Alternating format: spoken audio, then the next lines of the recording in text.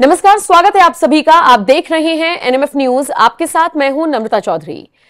आज हम बात करेंगे उर्दू दिवस की, किस वजह से यह भारत में मनाया जाता है इसकी, और सबसे दिलचस्प बात यह है कि जिस अल्लामा इकबाल के नाम पर भारत में उर्दू दिवस मनाया जाता है, या फिर भारत के कुछ तबके उन्हें यह कह लीजिए कि पूजते हैं, वो तो पाकिस्तान से ताल्लुक रखते थे।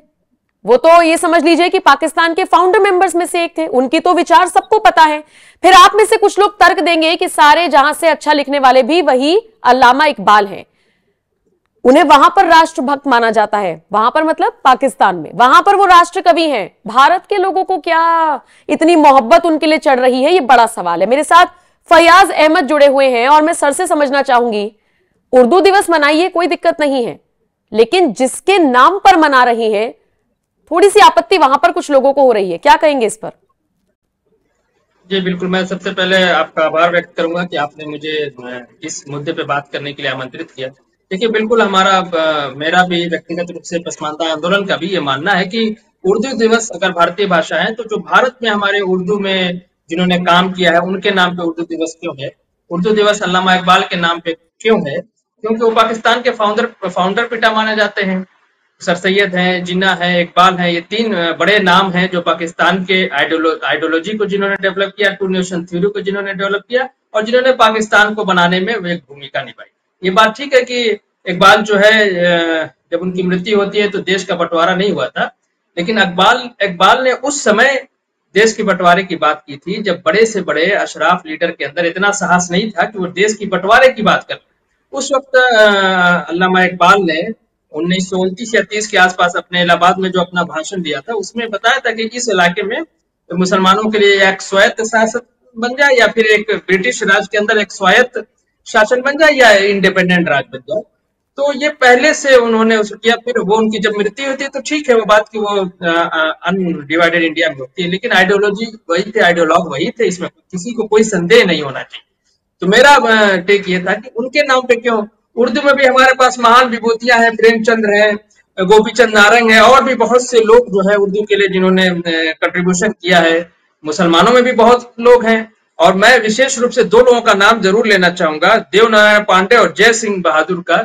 इन्होंने उर्दू के लिए बलिदान दिया है। इन्होंने जो धरना प्रदर्शन दिया था, भूख हड़ताल किया, तो उसमें इनकी जान गई है। उनके नाम पे उर्दू दिवस क्यों नहीं है? चर्चा क्या तो भारत उनके नाम में पर तो जी, क्या भारत के उर्दू साहित्य में कोई ऐसा नाम नहीं है जिसके नाम पे हम उर्दू दिवस मना सके? आखिर हमको पाकिस्तान के आइडियोलॉग को क्यों उधार लेना पड़ रहा है? देखिए, इसके पीछे मैं आपको बताऊं, जो मुस्लिम समाज को लीड करता है अशराफ वर्ग है, उसके पीछे ये मानसिकता है मुस्लिम सांप्रदायिकता को जीवित रखने के लिए। इकबाल चूंकि एक बड़ा नाम है, टू नेशन थ्योरी और इस तरह से रिलेटेड उन्होंने पोस्टुलेट किया, उसको प्रमोट किया पूरी जिंदगी। वो तराना हिंदी के बाद तराना मिल्ली लिखते हैं। हाँ। तो वो अशराफ वर्ग को भारत में मुस्लिम समाज को लीड करता है। इसके पीछे वो सांप्रदायिकता का खेल खेल रहा है, ताकि मुस्लिम सांप्रदायिक आधार पर उनका ध्रुवीकरण हो। इसलिए वो देशी लोगों को उर्दू दिवस के लिए नहीं, कहीं उर्दू दिवस के आड़ में, कहीं शिक्षा दिवस के आड़ में इस तरह की चीजें कर रहे हैं। अल्लामा इकबाल के नाम पे वो लोग, ये क्या नाम है उनका, मौलाना आजाद के नाम पे वो शिक्षा दिवस चलने लगता है, जबकि उनकी कोई पढ़ाई लिखाई नहीं थी, ना मदरसे में पढ़े थे, ना स्कूल में पढ़े थे। तो ये एक ढोंग चल रहा है। मैं आपका आभार व्यक्त करूंगा, एनएमएफ न्यूज का आभार व्यक्त करूंगा कि मेरी जो लड़ाई है उसके, मेरी आवाज को आपने जगह दिया। आपका चैनल बड़ा है, लोग दूर तक देखेंगे, ज्यादातर लोग देखेंगे, फिर इसको चिंतन मनन करेंगे आखिर उधार का क्यों हम आइडियोलॉग लेके आ रहे हैं भारत देश में, जबकि उर्दू क्षेत्र में, उर्दू साहित्य में एक से एक नाम हमारे पास है। हिंदू मुसलमान किसी का भी आप ले सकते हैं। जी, तरानाए मिल्ली का आपने जिक्र किया। एक पंक्ति में पढ़कर बता देती हूं, जिसमें अल्लामा इकबाल ने लिखा था कि मुस्लिम हैं हम, वतन है सारा जहां हमारा। तो ये सारा जहां हमारा यानी किसका? मुस्लिमों का कह रहे हैं वो इसमें। हाँ बिल्कुल। चीनो अरब हमारा, हिंदोस्ता हमारा, मुस्लिम मुस्लिम है हम, वतन है सारा जहां हमारा। यानी वो जो इस्लामिक एक वो है, जो एक इस्लामिक राज्य की जो एक कॉन्सेप्ट है, निजाम मुस्तफा का कॉन्सेप्ट है, जिसको आधार बना के मुस्लिम लीग ने पाकिस्तान बनवाया था, ये उसको प्रमोट कर रहे हैं। पता नहीं कि पूरी दुनिया हमारा है, सिर्फ भारत ही क्यों, सिर्फ चीन और अरब ही क्यों, सारी दुनिया हमारा, हम हर जगह इस्लामिक हुकूमत कायम करेंगे। तो स्पष्ट रूप से वो कह रहे हैं। दो राष्ट्रों के सिद्धांत पर वो चलते थे और इसीलिए उनका भारत में विरोध करते हैं कुछ तबके। लेकिन दुखद बात यह है कि जैसे कि हमने शुरुआत में भी जिक्र किया कि उर्दू दिवस तो उन्हीं के नाम पर मनाया जा रहा है, और दूसरी बात, कुछ एक ऐसे तबके हैं जो उनको एक तरीके से पूजते हैं, उनको बहुत मानते हैं। ऐसी विचारधारा भले ही वो इस वक्त जीवित नहीं है, लेकिन अगर ऐसी विचारधारा भारत के कुछ लोगों में है तो उन्हें आप क्या कहेंगे? और आप तो आते भी मुस्लिम समुदाय से ही, अगर आप ये बात समझ रहे हैं तो बाकी क्यों नहीं समझते?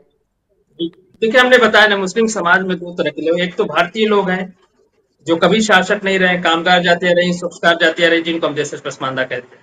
कुछ बाहर से जातियां आई, जो अरब ईरान से आई, जो रूल किया इस्लाम और मुसलमानों के नाम पे देश में। ये दो फर्क है। अशराफ वर्ग हमेशा सांप्रदायिकता के लिए इस तरह की चीजें लाता रहता है। देखिए, बड़ी विडंबना है। अशराफ वर्ग अभी भी हमारे देश में अशराफ वर्ग है? कौन है ये लोग? हाँ बिल्कुल, जो रूलिंग क्लास मुसलमानों का रहा है, शेख सैयद मुगल पठान जो अपने को विदेशी कहता है, शेरवानी किरमानी समनानी नाम के आगे लिखता है, बुखारी अपने नाम के आगे विदेशी शहरों के नाम लिखता है, और आप ओवैसी जी हैं, या अरशद मदनी, महमूद मदनी, या फिर ये मौलाना नोमानी, इस तरह के जो सब मुस्लिम पर्सनल लॉ बोर्ड सारे अशराफ वर्ग भरे पड़े हैं। बीजेपी में भी आपको अशराफ नकवी साहब हैं, मुख्तार अब्बास नकवी हैं, शहनवाज हुसैन हैं।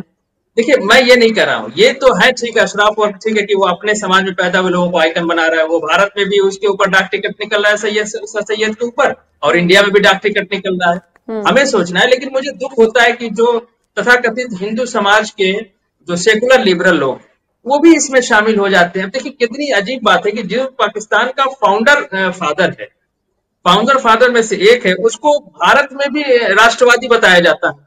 इकबाल को आप देख लीजिए, नेट पे डालिएगा तो इकबाल राष्ट्रवादी हैं, देशभक्त हैं, गंगा जमनी तहजीब के वाहक हैं, और उनको बकायदा नायक बना के किया जाए। ठीक है, वो पाकिस्तान के नायक होंगे, मेरा इससे कोई एतराज नहीं है, बड़े आदमी भी होंगे, काबिल भी होंगे, लेकिन भारत में उनका महिमा मंडन क्यों? हमारे पास क्या आइडियोलॉग की कमी है?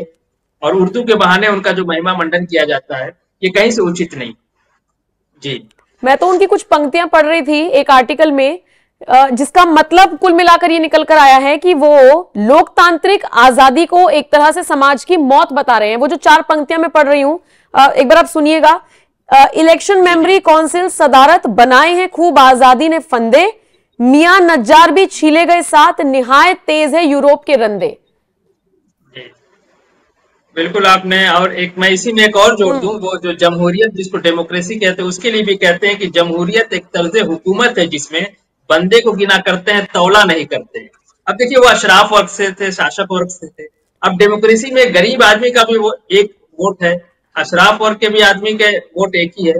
तो उनको बड़ी चिंता है कि यहाँ गिना जा रहा है, तौला क्यों नहीं जाए? जब तौला जाएगा तो जो राजा नवाब जमींदार है, जो मुगल बादशाह है, या जो अशराफ बादशाह, उसका वजन तो ज्यादा होगा, भाई वो राजा है।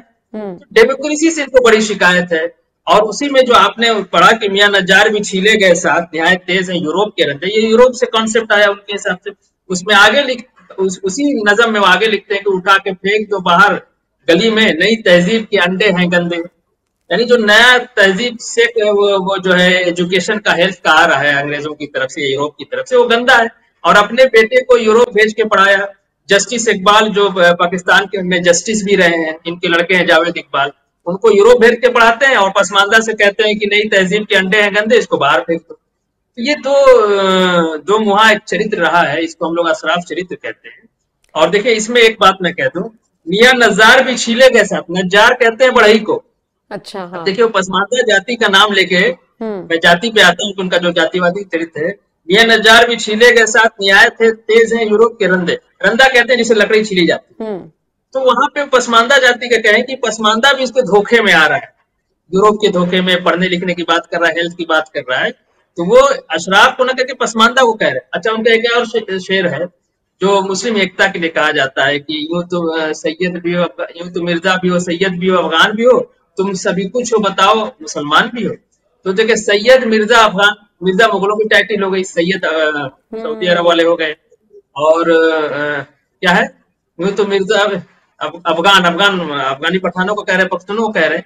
उसमें जब मुस्लिम एकता की बात कर रहे हैं, ये एक तो करते नहीं, अब कर भी रहे हैं, तो उसमें पसमानदा जातियों का नाम नहीं ले रहे हैं। ये भी कहते हैं यूं तो सैयद भी हो, मिर्जा भी, अफगान भी हो, बुनकर भी हो, धुनकर भी हो, नज्जार भी हो। ये जो नज्जार यहाँ लिख रहे हैं वहां लिख सकते थे। तो वो सिर्फ अशराफ जातियों के बीच में एकता की बात कर रहे हैं। जो भारतीय मुसलमान हैं, जो कामगार जातियां हैं, उनमें एकता की बात नहीं करते। इससे उनके जातिवाद चरित्र को समझा जा सकता और दूसरी बात ये कि ये जो कुछ लोग, जैसे अभी मैं डिस्कस ही कर रही थी ऑफ कैमरा कुछ लोगों से कि ये इनके नाम पर क्यों उर्दू दिवस मनाया जा रहा है, तो मुझे बताया गया कि अरे सारे जहां से अच्छा उन्होंने लिखा था। फिर मैंने जाके सर्च किया कि सारे जहां से अच्छा लिखा कब गया था। वो तो 47 से बहुत पहले लिखा गया था, अगर मैं गलत नहीं हूं तो 1905 या 10 में लिखा गया था। उस वक्त उनकी विचारधारा क्या थी ये डिपेंड नहीं करता, 1947 के बाद उनकी क्या विचारधारा हो सकती थी। और आज भी लोग गलत ट्रैक पर जाते हुए कैसे उन्हें भारत में पसंद करते हैं, ये एक्चुअल मायने हैं जिसको हम लोगों को समझना चाहिए। देखिए, इकबाल की जो शायरी है या जो उनका प्रोग्रेशन है, वो पहले देशभक्ति की बात किया, पहले इसमें कोई दो देशभक्ति राय होती थी, नहीं। बिल्कुल बिल्कुल। हाँ, लेकिन बाद में उनका हृदय परिवर्तन होता है, वो इस्लामिक राष्ट्र उनके दिमाग में घुसता है कि हम निजाम मुस्तफा लाएंगे। देखिए, तराना मिल्ली उन्होंने 1908 में लिखा। हाँ 3 साल पहले तराना हिंदी लिखा था, सारे जहां से अच्छा हिंदोस्तान हमारा। और उसको भी आप जब पढ़ेंगी, सारे जहां से अच्छा हिंदी पूरा जब पढ़ेंगी ना, तो उसमें भी इस तरह की बातें, आब रोए गंगा वह दिन है याद तुझको, उतरा तेरे किनारे जब कारवां हमारा। तो वो पूरे मुसलमानों को बाहर का समझ रहे हैं कि गंगा के किनारे उनका कारवां ईरान अरब से आके उतरा। भाई हम तो पसमानदा कन्वर्टेड मुसलमान है, हम तो यही गंगा नदी के किनारे पैदा हुए, हम तो कहीं से आए नहीं थे। तो पूरी तरह से जो बाहर से फॉरेन मुसलमान थे, जो विदेशी, जो अपने को अशराफ कहते हैं, अशराफ का मतलब होता है शरीफ शब्द का बहुवचन, जिसका मतलब होता है उच्च कुल के उच्च वर्ग, ये उनकी सारी बात करते हैं। ताराना हिंदी में भी यही बात किया है उन्होंने, ऐसा नहीं है। मिल्ली में तो खुलेआम कहते हैं। महिलाओं को लेकर उनकी सोच भी बहुत अच्छी नहीं थी। पाकिस्तान के एक बहुत बड़े इतिहासकार है मुबारक अली, वो तो लिखते हैं कि इकबाल के लिए औरत सिर्फ जो है शोपीस थी। उन्होंने अपनी किताब में लिखा है, वो पाकिस्तान के हिस्टोरियन थे मुबारक अली, और उन्हें अपनी शायरी में देख लीजिए। और वो 1900 मैं समझता हूँ 36 में एक्सपायर करते हैं, लेकिन वो पूरी तरह से पाकिस्तान अफ्रीनेशन की थ्योरी को, आइडियोलॉजी को एक शेप देके जाते हैं। जो लोग अल्लामा जैसे लोगों का समर्थन आज के वक्त में भी कर रही हैं, वो भारत के लिए कितने खतरनाक हो सकते हैं? पहला सवाल तो मैं आपसे ये पूछूंगी। इसके बाद मुझे ये भी जानना है कि हमारे देश में तो ऐसे लोगों की भी पूरी फौज है, या पूरी आप ये कह लीजिए एक समुदाय है पूरा ऐसा, जो नसरुल्लाह कहीं और मारा जाता है यहां पर रोना गाना पीटना, छाती पीटना शुरू कर देते हैं। मुझे याद आता है नसरुल्लाह की मौत की खबर जब आई, उससे एक दिन पहले ही जम्मू कश्मीर में मुस्लिम समुदाय से ताल्लुक रखने वाला एक वीर जवान शहीद हुआ। उसके नाम पर किसी को कोई फर्क नहीं पड़ा, लेकिन नसरुल्लाह मर गया। तो मैं आपसे ये जानना चाह रही हूं कि ऐसे लोग जो इस विचारधारा के हैं, वो भारत के लिए कितना खतरा है? ये देखिए, जो इकबाल को महिमा मंडन किया जाता है भारत में, ये बहुत ही खतरनाक बात है। देश का जो सामाजिक सौहार्द है, उसके लिए बहुत खतरनाक बात है। जब लोगों ने पाकिस्तान बना लिया, अब हम उनके आइडियल को, हम सर सैयद का महिमा मंडन करें, हम इकबाल का महिमा मंडन करें, ये बहुत बुरी बात है। और इसके पीछे सिर्फ मुस्लिम सांप्रदायिकता को जीवित रखना, मुस्लिम सांप्रदायिकता संवर्धित करना, पालना पोसना है, ताकि समय समय पर हम मुस्लिम विमर्श चला सके। देखिए, मुस्लिम विमर्श इस देश के अंदर, मैंने कई जगह कहा है, टू नेशन थ्योरी जो है द्विराष्ट्र राष्ट्र सिद्धांत का बदला हुआ रूप है, परिवर्तित रूप है। जैसे मॉडिफाइड हो जाती है कोई चीज, तो वो मॉडिफाइड रूप है। मुस्लिम विमर्श सीधा सीधा सांप्रदायिक बात है। जब इस देश का नागरिक, चाहे वो किसी धर्म का मान्य हो, भारत का नागरिक है, भारत सेकुलर देश है, तो फिर आप किसी धार्मिक पहचान के आधार पर कोई लड़ाई लड़ेंगे, कोई हक की बात करेंगे, तो ठीक नहीं। आप जो है मुस्लिम विमर्श चलाइए, कोई सिख विमर्श चलाए, कोई हिंदू विमर्श चलाए, तो फिर भारत बनाने का हमारे बुजुर्गों ने 3 साल मेहनत करके संविधान बनाया, उसका फिर क्या मतलब? आइडिया ऑफ इंडिया क्या मतलब है? फिर आपने पाकिस्तान फिर क्यों लिया था, जब आपको मुस्लिम विमर्श, मुस्लिम के लिए अलीगढ़ मुस्लिम यूनिवर्सिटी चाहिए, इंटीग्रल यूनिवर्सिटी, मुस्लिम जामिया मिलिया इस्लाम, मुसलमानों को वक्फ बोर्ड चाहिए, मुसलमानों को मदरसा बोर्ड चाहिए, तो फिर आपने पाकिस्तान किस लिए बनाया था? फिर सही लाके बात हमारा पाकिस्तान दे दो, फिर ले लो। एक तरह की बात है। मैं उसकी बात करूं तो वो उस आइडियोलॉजी को प्रमोट करने के लिए उनको इस तरह के खुदा चाहिए, तो वो सर सैयद को ले आते हैं, अल्लामा इकबाल को ले आते हैं। जिन्ना को थोड़ा सा, जिन्ना ज्यादा फ्रंट पे रहे तो जिन्ना को थोड़ा सा पीछे रख दिया। हालांकि फोटो अलीगढ़ मुस्लिम यूनिवर्सिटी में आज भी लगा रखा है जिन्ना का, ये पब्लिक प्लेस में। आमतौर से तो ऐसे भी लोग बात करते ही हैं टेबल टॉक में। मैं खुद मुस्लिम समुदाय से आता हूँ, तो मुझे पता है टेबल टॉक से लेके मस्जिद के मेंबर से और खुतबे से ये सारी चीजें होती रहती।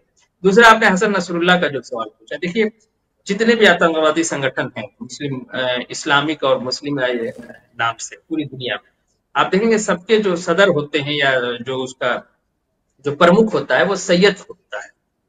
वो अइमतुल मिनल कुरैश, एक हदीस है कि कुरैश से ही खलीफा होंगे, या कुरैश में शेख सैयद लोग आते हैं जो अरबी मूल के होते हैं। प्रारंभ के 4 खलीफा और मोहम्मद सल्लल्लाहु अलैहि वसल्लम के परिवार के। तो आप देखेंगे, चाहे आप यहाँ सैयद सलाउद्दीन को देख लीजिए, ये जो कश्मीर के आतंकवादियों का देखें, मीर हैं, मीर भी सैयद लोग अपने नाम के आगे लिखते हैं। तो मैक्सिमम आप देखेंगे तो वो सब सैयद लोग होते हैं। Hasan Nasrullah Syed Hasan Nasrullah है। वो काली पगड़ी बांधते हैं। सैयद लोगों का विशेष अधिकार है कि काली पगड़ी सिर्फ सैयद बांध सकता है, चाहे वो शिया हो चाहे सुन्नी हो। देखिए, शिया सुन्नी और देवबंदी बरेलवी वहाबी ये सब अलग अलग संप्रदाय हैं, और सबका में वर्चस्व अशराफ वर्ग का है, वही लीड करता है, पसमानदा सेवक के रूप में भूमिका निभाता है।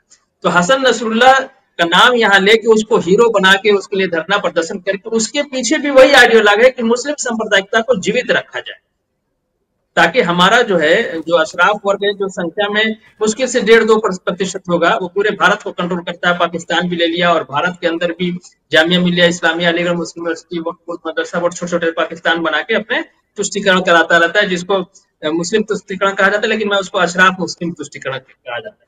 इसीलिए नसरुल्लाह, देखिए, नसरुल्लाह आतंकवादी है कि नहीं, बहुत से मुस्लिम देश हैं तो उसको आतंकवादी चरमपंथी मानते हैं। मुस्लिम देश की बात मैं कर रहा हूँ, चाहे आप देख लीजिए, एक बात शिया की नहीं है, बात सैयदवाद की है। तो यहाँ उनका वो किया गया, जुलूस निकाला जा रहा है कि साहब बहुत बड़े मुजाहिद थे, और उनको मतलब एक वो करके, ठीक है, लेबनान के थे वो, ईरान का, लेबनान का, फिलिस्तीन का, इजराइल का, क्या है वो, एक फॉरेन अफेयर है, उसमें जो हमारी सरकार जो स्टैंड लेगी हम अपने सरकार के साथ, उनको हीरो बनाने के पीछे भी यही चीज। एक बात आपने याद की, नसरुल्लाह, वो संगठन का क्या नाम बताया आपने, हिजबुल्लाह। हिजबुल्लाह कहते हैं द पार्टी ऑफ गॉड, यानी ईश्वर का संगठन। तो नाम वो है, बढ़िया नाम रखा है उन्होंने, लेकिन उसका क्या है, वो अपने स्वार्थ के लिए ये लोग काम करते हैं। देखिए, उसका अब जो प्रमुख है, हसन नसरुल्लाह मरने के बाद, ये हमें लगता है कोई कासिम नाम का था, वो भी काली पगड़ी पहनता था। अभी आप देखेंगे, अभी जो तीसरा बना है, उनका नाम मुझे नहीं याद आ रहा, वो सफेद पगड़ी पहनते। आपने कभी सोचा क्यों सफेद पगड़ी पहनते? कश्मीर में भी जो इस तरह के चरमपंथी संगठन है, जो कश्मीर को अलग बनाने की मांग कर रहे थे, उसमें भी एक है, उनका नाम मुझे नहीं याद आ रहा, वो भी सफेद पगड़ी पहनते हैं, बाकी लोग काली पगड़ी पहनते हैं। काली पगड़ी, ये माना जाता है कि मोहम्मद सल्लल्लाहु अलैहि वसल्लम जब आसमान पे गए थे ईश्वर से मिलने, तो वहां से वो तोहफे में लाए थे। तो काली पगड़ी और काली इमामा जिसको कह लेते हैं, या साफा कह लीजिए या पगड़ी कह लीजिए, वो विशेषाधिकार है, सैयद लोग ही उसे बांध सकते। इस पे 2 वाक्य मैं सुना था। अभी जो ये तीसरे बनाए गए हैं हिजबुल्लाह के, वो व्हाइट पहनते हैं, क्योंकि वो शेख है, उनके नाम, वो सैयद नहीं है। अच्छा। नस्ल के एतबार से, जाति के एतबार से, इसीलिए वो काला पहन ही नहीं सकते। दूसरी चीज, एक बहुत बड़े आलिम है हसन करदावी, ये मुझे लगता है मिस्र के हैं, यूएई में रहते थे। इनको शायद यूएई की सरकार, ये कहीं की सरकार ने अरेस्ट कर लिया, मुस्लिम सरकार ने, और इनको जेल में डाल दिया गया।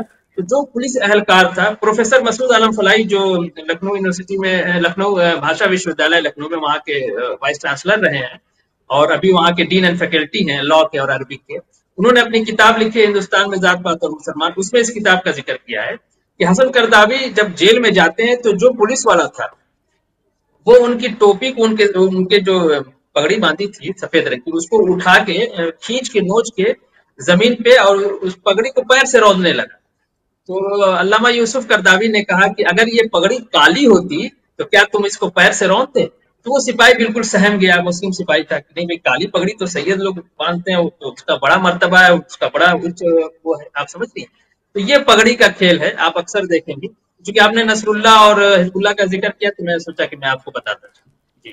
चलिए, मेरे को लगता है कि इतनी बातों से लोगों को एक हद तक ये तो समझ में आया होगा कि यहाँ पर कुछ तबके किसको जबरदस्ती का ये कह लीजिए तवज्जो दे रहे हैं, या उनके नाम पर कैसे दिवस मनाने की बात करते हैं। लेकिन बहुत सारे लोग ऐसे भी हैं जो इकबाल को इतना पसंद नहीं करते हैं। बहरहाल, फयाज अहमद, मेरे साथ जुड़ने के लिए बहुत बहुत शुक्रिया। मैं छोटी सी, मैं 2 मिनट और समय लेना चाहूंगा। महिलाओं के बारे में जो उनकी राय थी, चूंकि आप भी महिला से आती हैं, मैं चाहता हूँ आपके जरिए से ये आवाज महिलाओं में पहुंचे, लड़कियों में पहुंचे, खासतौर से पसमानदा लड़कियों पहुंचे, कि इकबाल क्या सोचते थे उनके लिए। 1-2 शेर मैं उनका पढ़ देता हूँ कि ना पर्दा न तालीम नहीं हो कि पुरानी, निस्वान जन का निगहबान है फकत मर्द। अब इसका अर्थ देखिए, ना पर्दा न तालीम नहीं हो कि पुरानी, यानी तालीम जो एजुकेशन, चाहे वो नया हो चाहे पुराना हो, और पर्दा भी नहीं, ये कुछ भी नहीं है। निस्वानी जन का, यानी औरत का, जो एक महिला है उसका जो स्त्रीत्व है, उसका निगहबान है फकत मत, यानी किसी महिला के स्त्रीत्व का जो निगहबान है, जो रक्षक है, वो सिर्फ मर्द हो सकता है। ये वो मतलब बताना चाहते हैं कि औरत सेकेंडरी है, बिना पुरुष के वो नहीं रख सकती है। जिस कौम ने इस जिंदा हकीकत को न माना, उस कौम का खुर्शीद बहुत जल्द हुआ जर। और इस बात को जिस समाज ने नहीं माना, उस समाज का खुर्शीद यानी सूरज बहुत जल्दी पीला पड़ जाएगा। तो ये एक और शेर है कि जिस इल्म की तासीर से जन होती है बेजन, कहते हैं उस इल्म को अरबाब नजर मौत। देखिए कितनी खराब बात लिखा है कि जिस इल्म की तासीर से, यानी ऐसा एजुकेशन जिससे औरत को महिला पढ़ने के बाद तो उसका महिला का कैरेक्टर खत्म हो जाए, और यहाँ महिला का कैरेक्टर खत्म होने से मतलब वो बाहर निकल जाए, जॉब इंडिपेंडेंट हो करे, जाए। हाँ पुरुषों के बराबर हो जाए। बेजन का मतलब अमहिला का मतलब उनका यही होता है कि अमहिला का मतलब वो पुरुष की तरह बिहेव करने लगे, समाज में जाने लगे। तो जिस इल्म की तासीर से जन होती है बेजन, यानी स्त्री अपने स्त्रीत्व बाहर निकल जाती है, कहते हैं उसी इल्म को अरबाब नजर मौत, यानी जो अरबाब नजर है, जो दृष्टिकोण वाले विद्वान लोग हैं, उसी को मौत कहते हैं। तो ये इस तरह के महिलाओं के लिए लिखा था, तो मैंने आपसे आग्रह किया कि 2 मिनट हमें और समय दीजिए। बहुत आभार आपका। नहीं, बिल्कुल ये तो विचार तो आपके लोगों चैनल तक पहुंचने चाहिए जो उनके हुआ करते थे। चरित्र को लोग समझे, देखें, जाने, और आपके चैनल को बहुत से लोग देखते हैं। आपका बहुत आभार। बहुत बहुत शुक्रिया मेरे साथ जुड़ने के लिए। बाकी ये वीडियो दर्शकों आपको कैसा लगा, कमेंट सेक्शन में अपनी राय हमें जरूर दीजिएगा। नमस्कार।